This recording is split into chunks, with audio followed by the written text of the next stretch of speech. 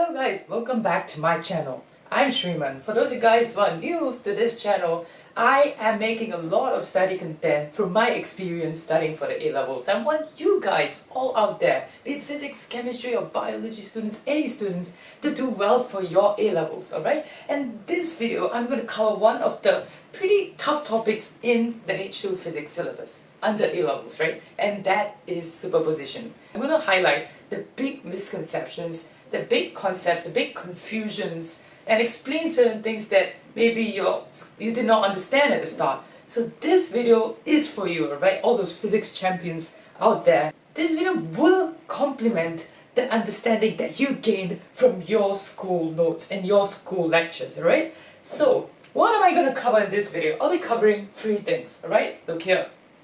Stationary waves.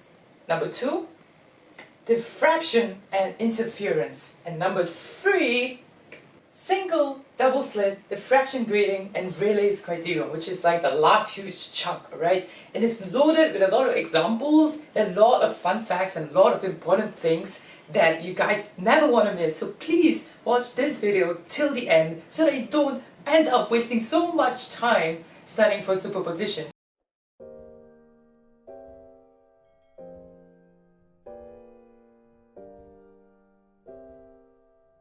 First one, we are going to begin with a huge diagram. I'm going to ask you a really interesting question. Ta-da! Alright, what's happening in here, okay? So this thing right here is an oscillator, okay? So this thing right here is a string. This thing right here is a pulley. Alright, you know what's a pulley, right? And then this is a certain mass, okay? So it's just a standard mass, okay? The question that I have for you guys is, at the oscillator, right? This thing is vibrating. The oscillator is vibrating at a frequency f, alright? So at this point, is this a node or an anti-node or antinode? Okay, for those of you guys who have not started on superposition or don't know what these terms are, node, right? Node is the point at which the amplitude of oscillation is 0. So that means that point is technically like not moving, it's just stationary on the stationary wave, okay? And then what is an antinode? Antinode is the point at which the particle on the stationary wave oscillates with the maximum amplitude. Okay, for maximum amplitude we call it x naught, okay? So is this a node or an antinode? Pause the video and ask yourself this question. Alright, the first group of people say, oh, it's the node because this thing is attached to the oscillator tip. So it's like attached, so it's a node for I don't know why. And then we have people who say, oh, it's an anti-node because it's oscillating, right? It's literally like oscillating like up and down, up and down.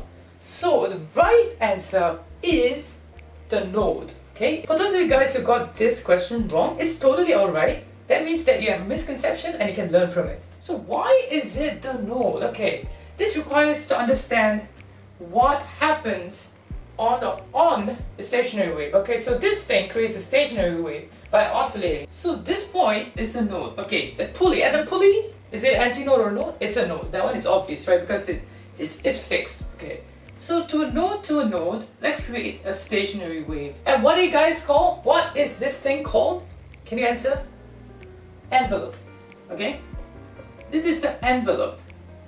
And what does envelope do? An envelope is the line that outlines the maximum the amplitude of the oscillation of the wave at that particular point. So this point will oscillate all the way to here. This point will oscillate all the way to here. So look at this stationary wave. Which part of the stationary wave is the antinode? This part, we'll call it the A, which is the antinode, okay?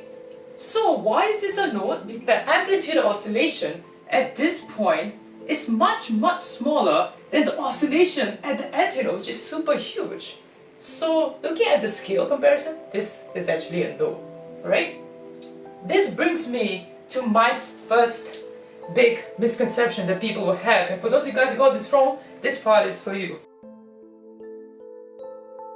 Alright, displacement versus amplitude. What is the difference between displacement versus amplitude?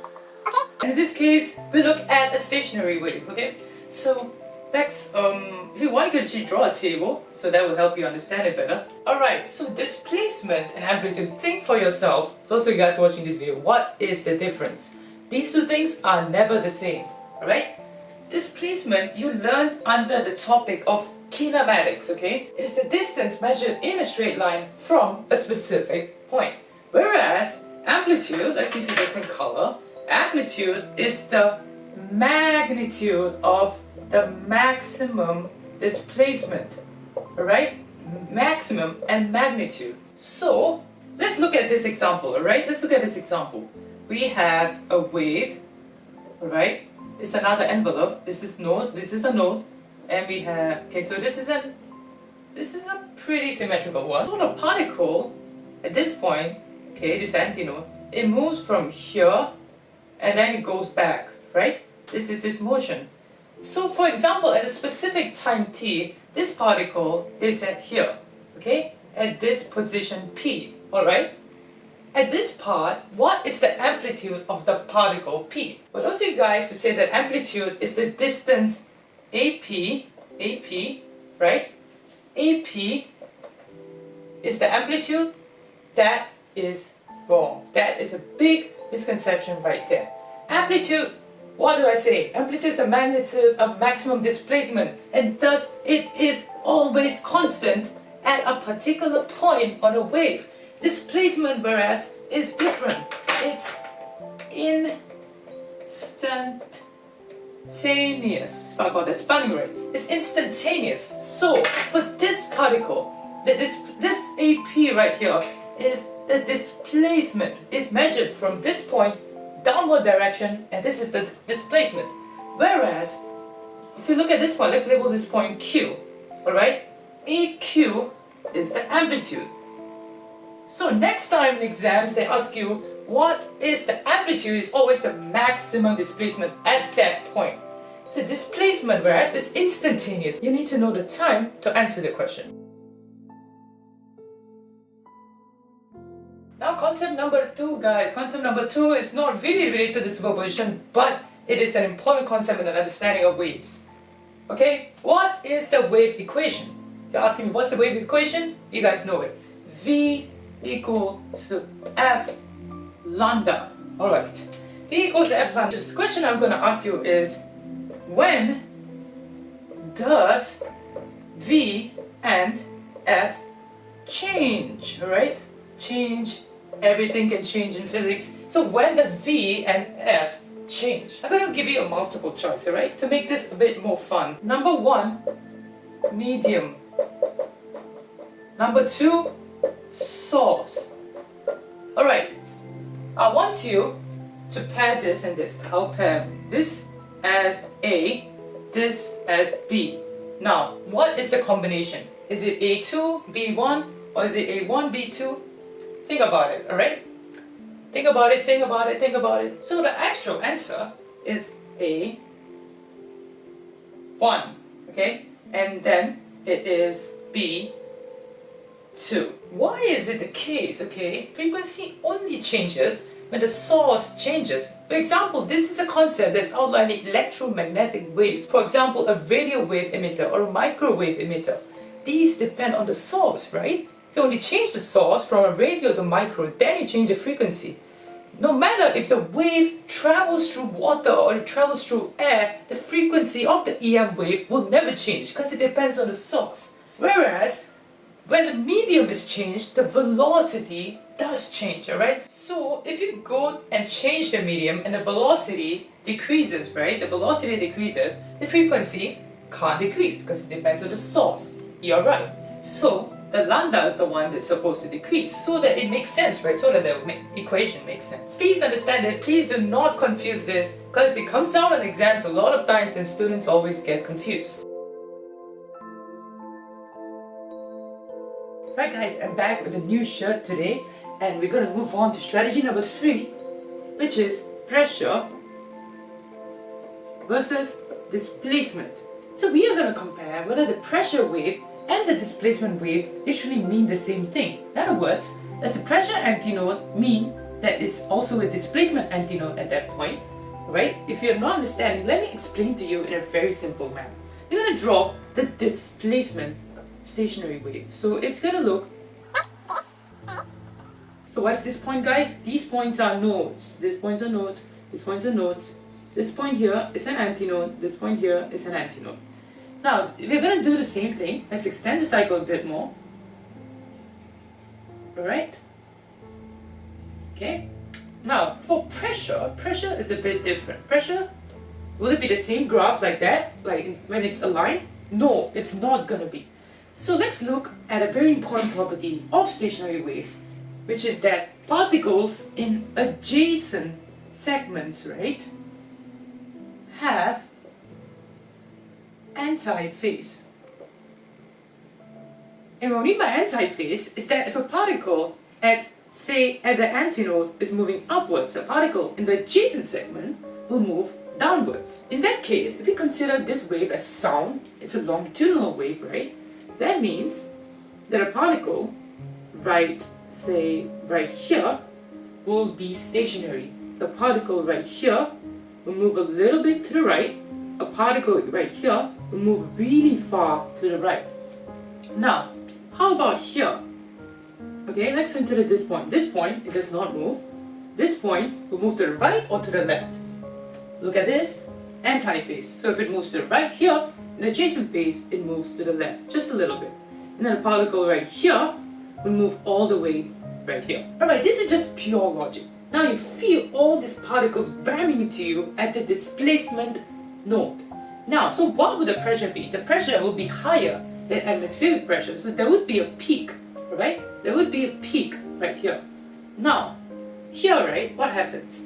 Within a segment, particles travel in the same direction. There's gonna be like this. It's gonna be like this. Now, same here, right? So the particles right here seem to just whiz past by. You don't really feel anything. So it's literally at atmospheric pressure. So let's draw this one. Greater than ATM, alright? ATM and lower than ATM, alright? So the graph is literally going to be like that, right? In a curved fashion. Now here, okay, this is a node again, but this time it'll be lower than atmospheric pressure because the particles move in the opposite direction. They're moving away, so it's like that and like that. So it's going to be negative. Now, the graph, so it's going to look like this. The antinode will coincide like that. And so you can get the main essence of the graph. The only difference between displacement and pressure node and antinode is that when there's a displacement node, there's a pressure antinode. When there's a displacement antinode, there is a pressure node. Okay, so this is A, this is N, alright, this is N, this is A, and you get the hang of it. So these two graphs are just pi phase apart. Alright guys, concept number 4 is a sound wave longitudinal or transverse? Ask this question. Yes, it is longitudinal. Probably I've heard of it a lot of times, but let's take a look at this interesting diagram right here under stationary waves. So what you see here is a closed end tube, okay? There's a closed end, and this is a stationary wave formed by a source, say a very far away source S that produces sound waves in this direction. But this seems to indicate that sound waves actually transverse. Like this particle is oscillating this and this way, but not like this way in longitudinal fashion. Because the wave is traveling like that and that, right? Shouldn't this represent longitudinal and this represent transverse? Am I learning it wrong? Are we learning it wrong? No, that is a big misconception because you don't understand what this thing means. Besides the fact that this is an envelope. The main thing is that this is a graph that represents this thing. Amplitude, right? Amplitude of oscillation against, what do you call this? We call this x, okay? So the length across the tube. So this will be x. So this is just a graph that represents, oh, so it's like from 0 all the way to maximum. For example, not really this, but you see it, okay? Now let's compare it with this graph. Alright, there are 5 particles in this second diagram. And what do these things represent? This point right here is a node because there's no oscillation. It's like 0 right here. So this is also a node, so there's no oscillation. Okay, this will be the longitude node. This is the actual thing that happens. This one is somewhere in the center, just a bit of oscillation. So just a bit. Alright? This one is getting larger, so it would be a bit more larger. This one is even larger, right? So it would be like maybe like that. And then finally you have this point. And what is this point? Maximum displacement, maximum amplitude. That is the antinode, alright guys? This is the antinode. So this one would be like, okay, so I'll just erase this part off. It will literally be like, woo, very huge. This one will be okay. This one will be really huge, alright? So this is the actual thing that happens. The main understanding is that this is a graph, okay? This is a graph that represents the envelope. This is the actual thing that happens. The fifth concept, guys, is the concept of end correction. What is end correction? Basically, let's look at these two tubes. Tube number 1 and tube number 2. So this is just like some PVC or some random tube. This has a closed end and does not have a closed end. So in your calculations, your lecturers might have taught you that there is something called an end correction, which means that the antinode is not directly along the line at which the tubes end. It's just slightly further away. End correction only occurs at the open ends of the tube. So at this end, and also at this end, and also at this end. So if you treat end correction as the label, we put it as a value C, as a variable C, okay? For this one, what's the end correction? C. For this one, what is it? C? No. If you thought that, what is it? No, because there are two open ends. So now it will be 2C. Alright guys? I'll bring you through an example right now and along this column for you guys to understand and apply what I've learned from this part. Alright, the question is, there is a closed end tube, there is a sound wave of frequency 250 Hertz that goes into this tube, alright? Now, strong resonance is seen, this is called the antinode. The strong resonance is seen when x is equals to 0.30 meters and x is equal to 0.96 meter. What is x? X is the length of the tube. So this length x. And how do they actually change the length? They use, maybe you can just carry out the experiment in water and just change the length, alright?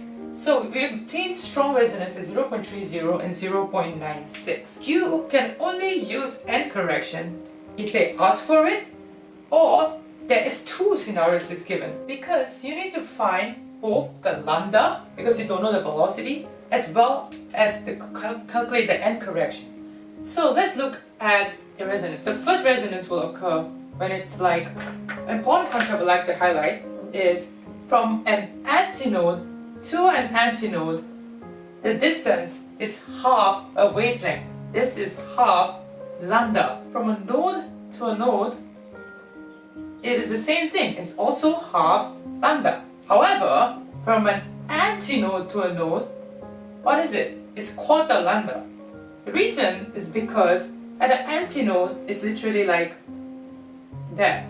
Alright? It's just half of the wave because this wave is supposed to stop here, right? This one complete cycle, this is supposed to stop here. So that's why antinode to antinode, this point to this point is half lambda and this is full. So let's consider the fundamental frequency. So fundamental frequency is the first frequency. So you increase the frequency of the source from low to high. The first frequency at which you observe the strong resonance occurs at 0.30 meters.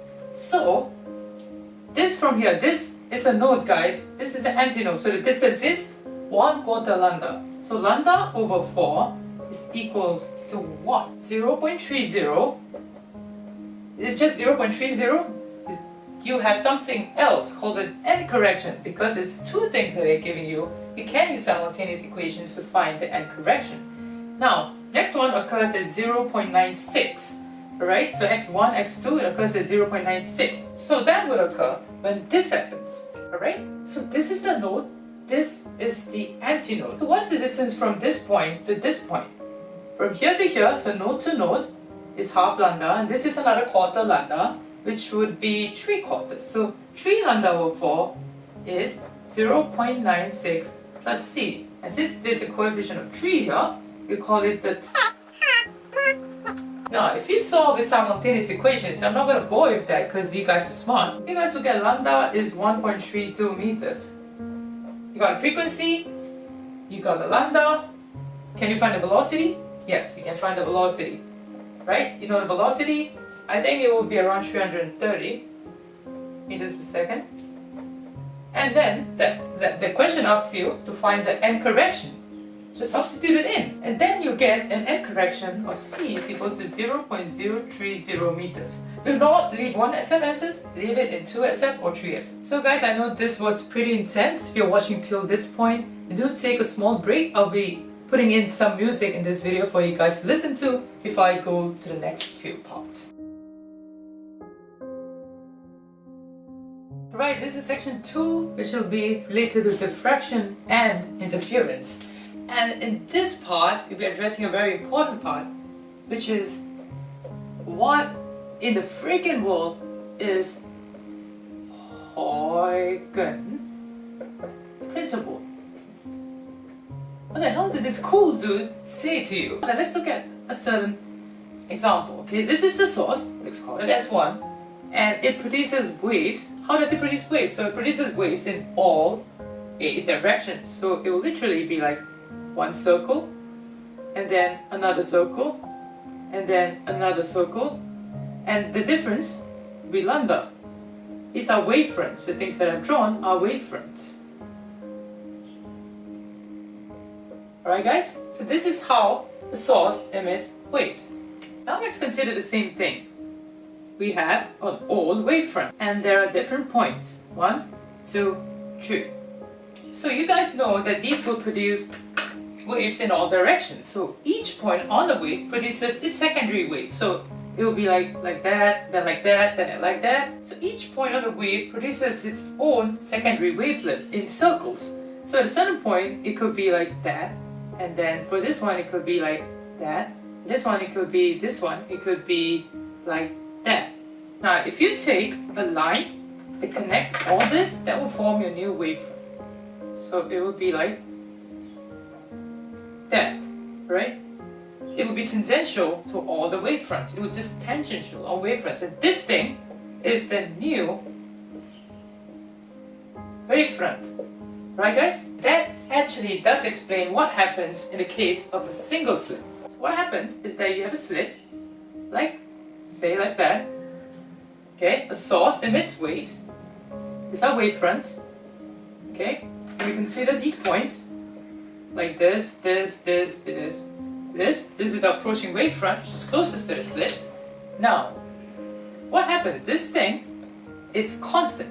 The lambda is always constant. So this thing gets diffracted, okay? So as this goes, right, and it becomes this point, it produces its own concentric circles. Now, if you were to look at a plain wavefront like that, then the new wavefront is also going to be like that. It will just produce its new wavelets like that, and like that, correct? So it will be straight. But now this damn thing right here is blocking these particles from being a secondary source of wavelets. So when that happens, instead of it being like that, there is an important thing that happens, which is called diffraction. So instead of being a bit straight, it will become concentric. It will be like that. It will be like that. Alright? And there's 2 important points that I want you guys to note. Number 1 is the fact that lambda does not change. I told you again at the beginning, when does lambda change? Lambda only changes when the medium changes, alright? When the velocity changes, and then lambda will change, correct? So lambda will not change. This thing will not change, and if at any Cambridge question, they ask you to draw how diffraction occurs, this and this gap should be the same, okay? Now, The second thing I want you guys to note is when does diffraction occur the most pronounced, okay? Let's consider the slit width as the distance A, okay? Diffraction is most pronounced, okay? Most pronounced mean instead of it being like that, it is like that, like more pronounced, more curved and more diffracted. That happens when lambda is approximately of the same order.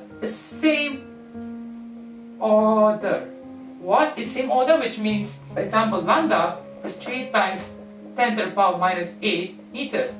A is say let's consider 7 times 10 to the power minus 8 meters. Will this produce really good diffraction patterns? Yes, because the order is -8 or 10 to the power minus 8. And this is the point the Huygens principle proves, which is extremely important when you're understanding single slit diffraction. Alright guys, the seventh concept that you guys want you to remember is interference and path difference. Okay? Now, let's imagine two sources, S1 and S2. And let's take 3 points, okay? Point 1, point 2, as well as point 3. Point 1 is equidistant from both of these sources. So this both has the same length. Alright guys? Now, just understand what is path difference, okay? Path difference is basically the differences in the distances that each wave travels from its source to the point where the two waves meet.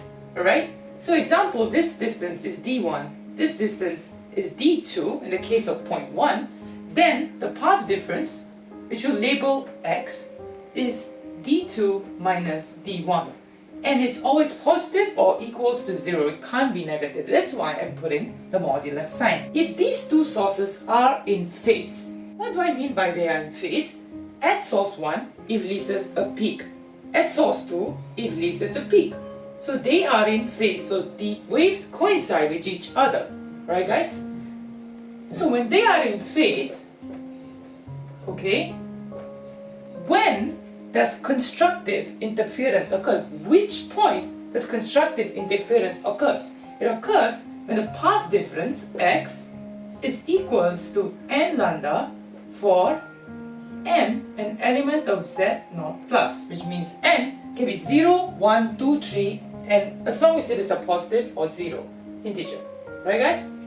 So for example, d1 is equals to 5 meters. d2 is equals to 5 meters as well because it's equidistant. And say the wavelength of the sound wave produced by the sources is 1 meter. Alright guys? So what is the path difference at point 1? X will be 5 minus 5, and take the modulus, you still get 0. Alright guys? So this will fit the formula for constructive interference. Constructive interference. Right guys? Now what if it is destructive interference?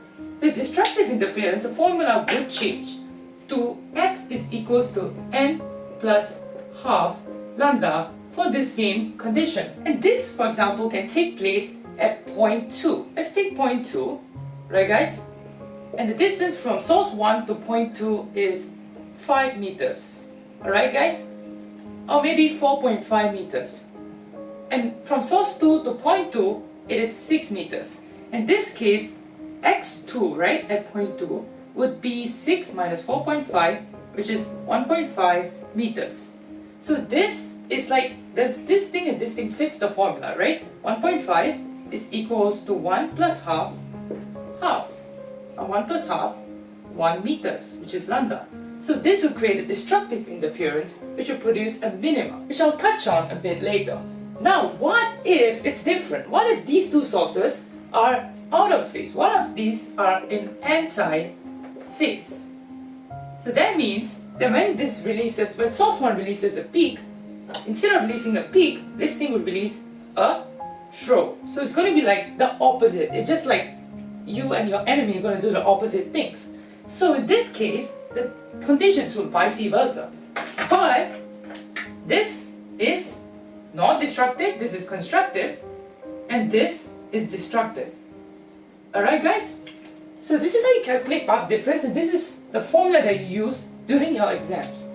And besides just formulas, this is a very important part of the video, but they ask you to explain why. Okay, for example, there is a car, okay? For example, there's a car, and it moves along this line connecting the points. And the question says that this car right here experiences, decreases and increases in intensity of sound. And then they ask you to explain. Alright?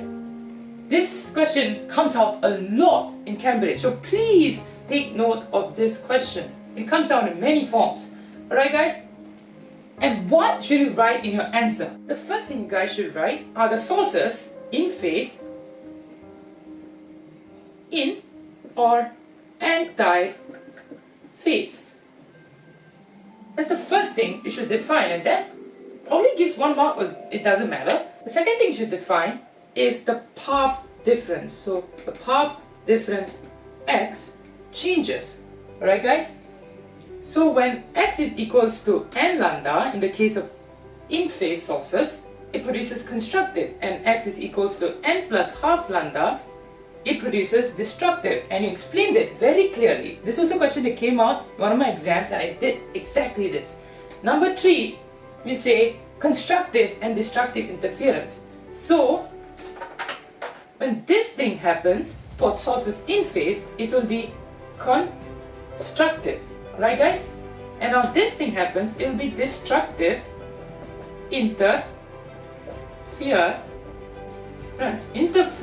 Okay? Now the last concept you talk about is maxima and minima. Alright? Constructive will produce maxima, so it's a max in intensity. Interference will produce a min in intensity. And this is a step-by-step approach of how you approach this question. Right guys? So take note.